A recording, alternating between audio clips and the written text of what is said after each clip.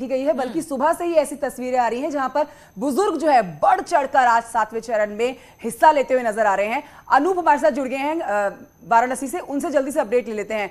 अनूप, देखिए सुबह वोट प्रतिशत कम था, अब एकदम से बढ़ा है, लेकिन अगर हम वाराणसी का हाल जान ले और आपसे अपडेट ले ले, उसमें हम ये जरूर जानना चाहेंगे कि प्रधानमंत्री नरेंद्र मोदी जो 2 दिन वहां पर रहे और उन्होंने वहां पर तमाम दिग्गजों का भी जमावड़ा हमने बीजेपी का देखा, जितने वहां पर भगवा रंग चला उतना ही लाल टोपियां भी लहरा रही थी।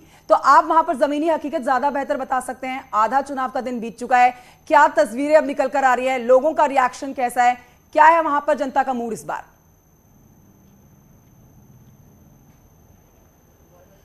देखिए, आपको बताऊं कि वाराणसी एक शहरी क्षेत्र है, आमतौर पर बहुत ज़्यादा वोटिंग परसेंटेज नहीं होती है, लेकिन लोगों का उत्साह खासा है। लोग लगातार, देखिए 1:30 बजे का वक्त है, आमतौर पर ये खाने का वक्त होता है, लेकिन लोग अभी भी उत्साह, आप देख सकते हैं कि किस तरह से लाइन पे लगकर लोग जो है मतदान करने पहुंचे हैं। कुछ लोग अभी हमारे साथ हैं, उनसे सीधे जानना चाहते हैं कि ये बताइए कि ये प्रधानमंत्री का क्षेत्र माना जाता है, क्या मुद्दे रहे जिस आधार पर आपने वोट दिया?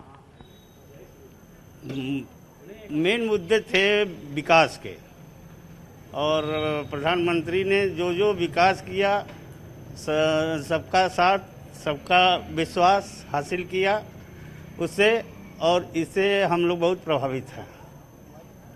आपको लगता है कि वाराणसी का वाकई विकास हुआ है? क्योंकि विपक्षी पार्टी ज़्यादा विकास हुआ है वाराणसी का, इतना कभी विपक्षी 60 साल जो नहीं की, वो मोदी जी 5 साल में कर दी।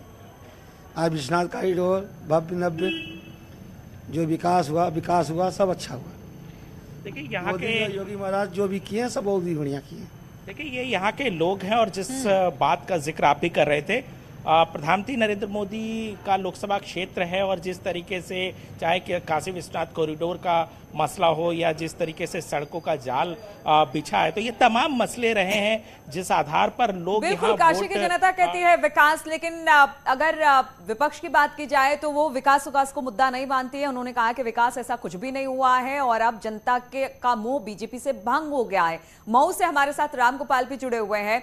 रामगोपाल, अगर मऊ की बात की जाए तो यहां पर किन मुद्दों को, क्योंकि अभी हम एक बुजुर्ग को गाजीपुर से सुन रहे थे, उन्होंने बड़े सरल शब्दों में कहा, सबसे बुजुर्ग उस पूरे जो विधानसभा सीट है सबसे बुजुर्ग व्यक्ति थे, उन्होंने कहा कि यहां पर योगी जी ने कहा था कि खूब अच्छी फसल होगी और बड़ा अच्छा मुनाफा होगा, लेकिन गाय आती है और हमारा जो पूरा का पूरा खेत है वो चर के चली जाती है। तो ये जो छोटे छोटे मुद्दे हैं कितने प्रभावी रहे हैं सीटों पर?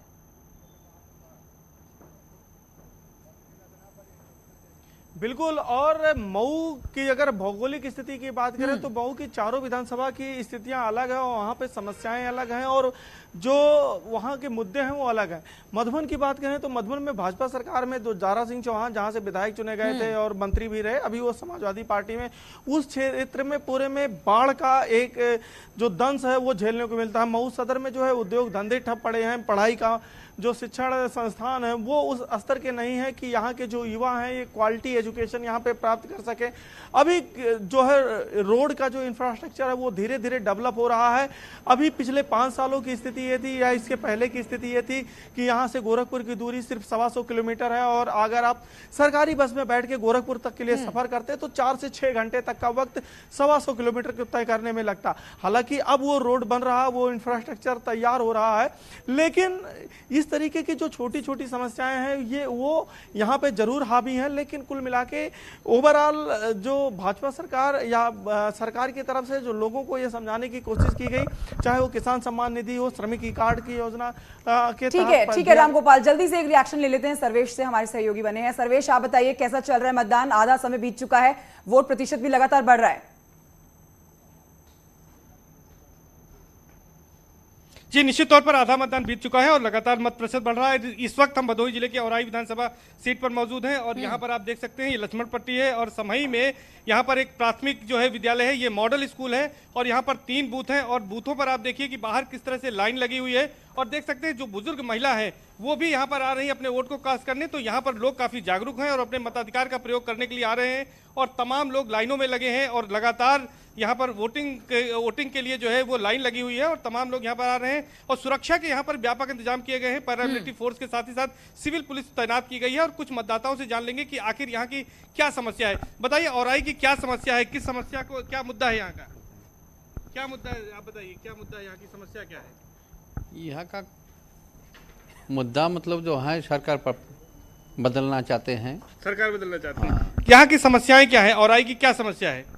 यहाँ पर समस्या तमाम तरीके की है, सड़क और जो भी सड़कों का यहाँ पर एक बिल्कुल, तो बहुत सारे ऐसे मुद्दे हैं सर्वेश, बहुत सारे ऐसे मुद्दे हैं जिसको लेकर जो वोटर्स हैं वो पोलिंग बूथ पर पहुंच रहे हैं, मतदान कर रहे हैं और वो यही कह रहे हैं कि ये मुद्दे खत्म होने चाहिए, चाहे इसके लिए सरकार बदलनी पड़े या फिर पुरानी सरकार को दोहराना पड़े।